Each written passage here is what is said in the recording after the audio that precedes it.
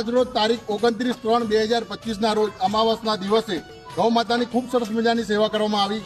આજે વૃંદાવન ગૌ સેવા પરિવારની ટીમ દ્વારા ગૌ માતા માટે 2521 કિલો તરબૂચ ખવડાવી ખૂબ સરસ મજાની આવા કાળઝાળ ગરમીમાં ગાય માતાને ઠાઠક મળે એ માટે સરસ મજાની સેવા કાર્ય કરવામાં આવી છે। જય શ્રી કૃષ્ણ, જય ગોપાલ।